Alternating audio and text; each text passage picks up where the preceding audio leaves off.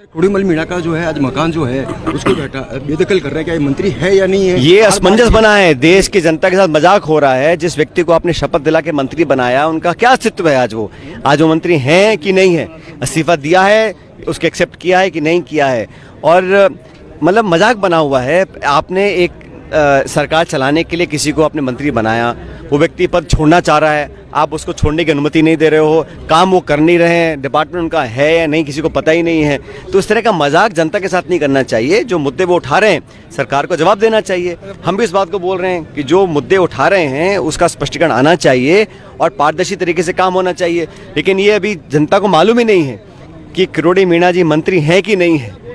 वो कहते हैं मैं छोड़ चुका हूं, मुख्यमंत्री उनका इस्तीफा एक्सेप्ट नहीं कर रहे हैं। तो असमंजस बना हुआ है, मजाक बना हुआ है। पूर्व सरकार द्वारा जो संभाग और जिले का गठन किया गया था उन्हें रद्द कर दिया गया। भाई जो जिले बने थे, संभाग बने थे, 1 साल के बाद सरकार ने उसमें छेड़खानी करी है, रद्द कर दिया है। और मैं बार बार कहता हूं, अगर जिलों के निर्माण अगर आप नहीं करा पाते हो, जो हमने करे थे उनको आप खत्म करना चाहते, एक मापदंड तो हो, उसका क्षेत्रफल है या उसकी जनसंख्या है। बिना मापदंड के आप मनमर्जी से जिलों को बना रहे हो, बिगाड़ रहे हो, ये गलत है।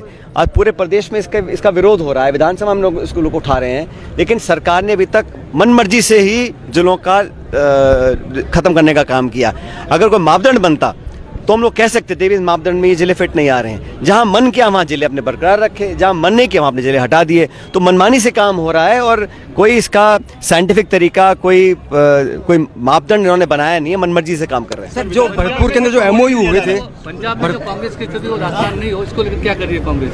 कांग्रेस मजबूती से काम कर रही है, कांग्रेस संगठन मजबूती से आगे बढ़ रहा है। सब नेता लोग मिलकर काम कर रहे हैं। हर जिले, ब्लॉक तक, मंडल तक हमारा संगठन बन चुका है और सरकार को कटघरे में हम खड़ा करने का काम कर रहे हैं। जब भी सदन के अंदर चर्चा होती है, सरकार बैकफुट पे होती है, मंत्री जवाब नहीं दे पा रहे हैं और सरकार को अपने गले में झांकना चाहिए कि 1.25 साल में आपने जनता में जो वादे किए थे कितने पूरे किए। सर, भरतपुर के अंदर जो एमओयू हुए वो कितने फर्जीवाड़े में हुए, जो निर्माणकारी हो चुके थे उसका जवाब आना चाहिए। हाँ मिलिए। जब परीक्षाएं होती हैं तो 1.25 साल सरकार को हो गया। परीक्षाएं पारदर्शी तरीके से हों, ईमानदारी से बच्चे एग्जाम्स में बैठें और आगे बढ़ें। लेकिन जो विसंगतियां हैं वो लगातार होती जा रही हैं। सरकार ने बहुत दावे किए थे कि हम लोगों को पकड़ेंगे, कुछ लोगों तक पहुंचेंगे, लेकिन मुझे लगता नहीं बहुत ज़्यादा कामयाबी मिली है सरकार को। और राजस्थान सरकार का जो अब तक का कार्यकाल रहा वो निराशापूर्वक रहा मुझे लगता है, क्योंकि इन 12-14 महीने में जो शुरू का पहला साल होता है सरकार बहुत कुछ कर सकती है, लेकिन सरकार ने सिर्फ घोषणाएं करी हैं। बजट पढ़ते हैं तो 4 लाख नौकरी का संकल्प लेते हैं। अभी फसल खरीद होती समय पे नहीं हो रही है। बैंकों में लोगों को ना तो स्कॉलरशिप मिल रही है, ना लोगों को बैंक का ऋण मिल रहा है।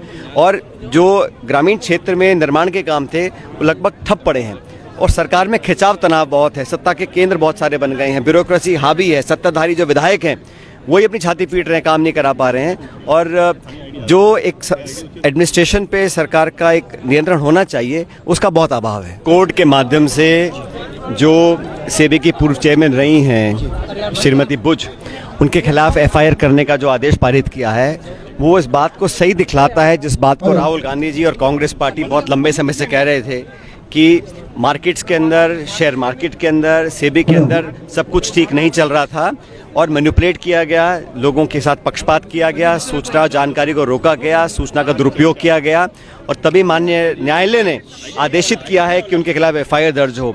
तो ये आर्थिक विसंगतियाँ जो हैं या आर्थिक अपराध जो किए हैं ये अब जग जाहिर हो रहे हैं।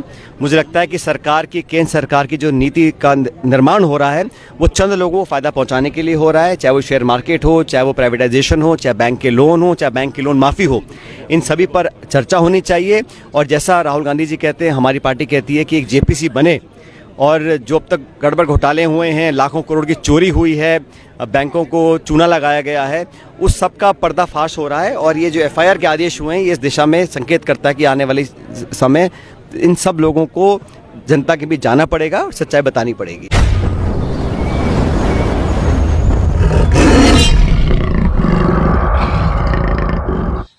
नमस्कार, टाइगर फोर्स न्यूज से RL चौधरी।